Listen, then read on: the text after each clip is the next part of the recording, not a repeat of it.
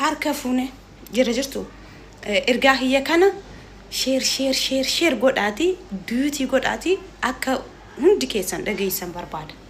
Keessattuu ijoollee Kuwait keessa jirtu bichaa ilaallata. Akkasumatti illee warroota biiroo qabna jettanii biiroo seeraa qabna jettanii biiroo seeraa jalatti gaaddiduu godhattanii ijoollee Dubaay irraa ijoollee Dubaay irraa fiddanii Dubaay Kwaatariyaan biyyoota adda addaa irraa ijoollee fiddanii mana keessanii ji'a lama irra taa'aa jirtan ijoollee 5 takalee TikTok keenya irratti miidiyaa keenya irratti live keenya irratti ijoolleen dubbattanii jirti. Erga dhufne ji'a lama guutuu mana keessa jirra. Ijoolleen Itoophiyaa irraa dhuftee qaxxitaa hojii seenaa jirti. Nuti garuu nama 5 mana keessa eega taa'uu jammarre ji'a lama lakkoofsisnee jaan. Gurra keessaniin dhageessan nama 200 irratti ka dubbatan ijoolleen muciyyoon dubbattee jechuudha. Kanaafuu biiroo eenyu akka ta'e wal been waan ta'e jecha hoolaa ati yoo hoolaa taate ijoolleen hoolaa sitti fakkaatiin ijoollee fiddeessan akka fiddeetti ijoollee hojii naqa. Ijoollee Kuwait keessa jirtan jechuudha. Osoo isinit tole osoo isinit ta'e foon namaa nyaattan. Foon namaa ni beektanii? Foon namaa sila namni nyaatu isa isin immoo garuu innaa bulgunnati keessa dabartanii ummata bulguu foon namaatu ni nyaattan. የትኛው ኤምባሲ ነው ወጥቶ መግለጫ ሰጥቶ ከየትኛው ሀገር ኩዌት መግባት ትችላላችሁ ያለው? ኤምባሲ ዮ ከነ ጀጅራተ ገበሄ ኤምባሲን ኬኛ ከኩዌት ከሰ ጅሩ ገበሄ መግለጫ ነው ፋከን ላኪን ሞ ጆሌ አስከሰት ድፍቴ ረከቻ ጅሩ ፍሞ ኤኙ ካን ኢትጋፈተሙ ማፈደቱ ኤምባሲ ማልፍ ርኩታ ቪዛ ከናፉ አከሲቲን ቁበ ቀባዳ ኦፍ ቤተኒ ስርዓት ከ ፕሊዝ ቴክ ኬር ኦፍ ገዳሺ ቴክ ኬር ኦፍ ጎዳ biyyi keessa jirru Kuwait Dubai miti Saudi miti biyyi keessa jirtu xiqqoo funyaan tiyyatan angeenye funyaan wal qabneeti seeraaf wal dhiyeessinaa jechuu yakka takka hojjechuu hin dandeessan Kuwait keessatti yakka takka. Kanaafuu ijoollee Dubai irraa warri biiroo qabna asii biiroo qabna jettanii ijoollee fiddaniitti taphachaa jiraattan of eeggadhaa. Nageenyi Waaqayyoo isin haa baay'atu hordoftootaa fi kabajamtoota chaanaala kootii. Kan biyya keessaa kan biyya alaa bakka jirtetti nageenyi Waaqayyoo isin haa baay'atu akkam jirtu nagaa keessanii ana nagaa kooti isin jecha egaa hordoftoota kiyya kaa warroon chaanaala kiyya faaraa taatanii sabskiraaybii gochuudhaanii maamila keenya ta'a warra ta'aa jirtas galatooma ulfaadha. Itti aansuudhaan dhugaa dubbachuudhaa fi ijoolleen Kuwait deemuu barbaadan akkasuma immoo biyyoota biraatirraa fiddanii akkasuma dallaaladhaan immoo dhuftanii mana taa'aa jirtanii seerri isiniif bahee jira. Seera haarawatu bahee jechuudha. Seerri haarofti bahee sun illee maalidha? Akkuma obboleettiin keenya jettu ijoollee karaa dallaalatiin hin deeminaayi. Dallaalaan deemanii ji'a tokko ji'a lama akkas taa'aa jiru osoo hojiin galanii. Gin karaa seeratiin karaa seera qabeessa yoo deemtanii akkuma dhuftanii hojii seentuu jechaa jirti. Sinigalee obboleettiin keenya jechuudha. Kanaaf of eeggannoodhaan deemaas yoo deemtanii jechuudha. Kuwait immoo yaa obbanamee jira nama hundatu beekaa jechuudha. Kanaaf waan kana dirqama sirriitti beekuu qabdan.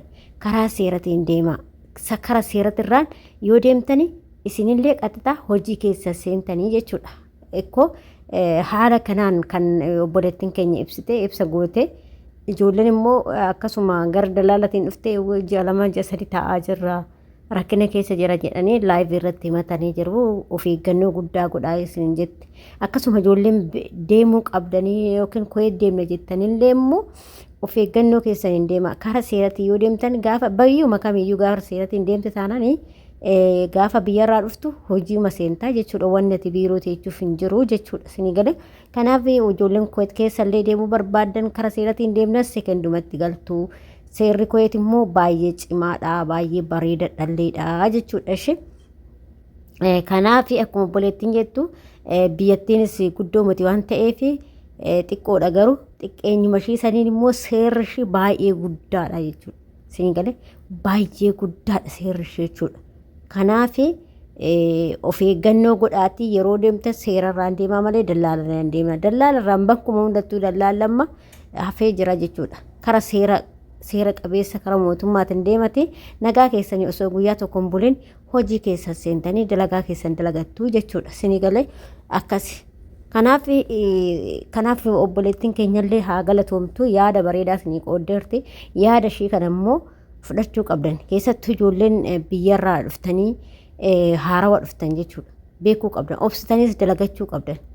Isinii galee kanaaf kara dallaalaa hin deemnaa. Dallaalli qarshii isinirraa nyaata malee hojii isin hin galchu. Akkuma argaartan ijoollee baay'eedha. Ijoollee nama akkanatti hojii dhabnee taa'aa jirra. Isinii galee ijoollee baay'eedha likkeen maleedha. Ijoolleen hojii dhabnee akkatti taa'aa jirra dalagaa malee jedhanii bu'aa jiran hedduutu jira jechuudha. Keessattuu ijoolleen biyyootuma garaagaraa keessatti ijoolleen kara dallaalatti deeman taa'aa jira jechuudha. Innaa Dubaayillee akkasuma Saawudiinillee akkasuma Beeruut Kuweet hundi isaatu akkasuma jechuudha. Dallaalarraan amma akka duraanii hojiin baay'ee argamaa jiru jechuudha. Walumaa galatti kara seeratiin deemaa. Isin tursiisullee seeraan deemaa. Kara seera mootummaatiin deemaati. Nagaa keetii yoo turellee isa achitteechuu yeroo kee ofirraan gubdu akkuma achi dhuftee hojii keessan ta'a jechuudha. Isinii galee akkuma nuti yeroo jalqaba biyyaa baanu jechuudha.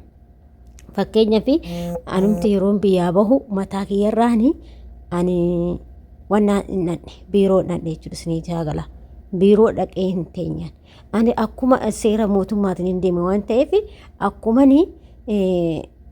biyyarraa dhufeenan hojii seenee jechuudha. Guyyaa takkaan bakka wannaa sana osoo hin bulin jechuudha. Bakka zeenaa fudhatanii algaa waan akkasii jijjiiramuti iddoo sana hin bulin guyyaa takkitti osoo hin bulinin guyyuma dhufe sanirraa na fudhatanii jechuudha. Kanaaf isinillee kara seeratti yoo deemtani nama guyyaa tokkoyyuu isin tursiisu jechuudha. Isinii galee oggasuma hojii keessa seentanii isin qasaasoftanii kara seeratti irraa hin deemaayii kara dallaalatti irraa hin deemaayii dhaamsi keenya keessattuu ijoollee haarawaa dhuftanii fi dhaamsi kun kan darbaa jiru yaa nama dubbiin baatee farreetti fe'anii jedha Oromoon keenya gaafa mammaku. Kanaaf nuti baay'ee haasofneefis osoo hin taane bakka namni haasa'uma takkaayyuu qabate waan isa irraa goruu qaba jechuudha. Kanaaf ijoollee haarawaa dhuftan of eeggannoo godhaa warri Kuweet deemaa jirtanii obboleettiin keenya kun sirriitti isinii ibsitee jirti jechuudha. Maaliif mucayyoon tun kan jiraattu Kuweet keessa seera isaa sirriitti beekti jechuudha. Kanaaf namoota seera akka isaanii beekan immoo ijoolleen beekneef gabaasuun nus dirqama jenneetti isirraa hojjechaa jira jechuudha. Kanaaf warri deemuu barbaadan kara seeratti irraan deemati hojii keessan galaa. Ijoolleen immoo hojiin gallee biiroo keessa ta'anii hedduu rakkachaa jiran jettee jirtu obboleettiin keenya ishii sirriitti beekti waan ta'eef jechuudha. Innaa akkas isiniin jedha hordoftoota kiyya isiniif hin gala jedhee yaada kadaraa keessan karaan taaniniin qarshii keessan of nyaachisinaa isin jechuu barbaada. Maaliif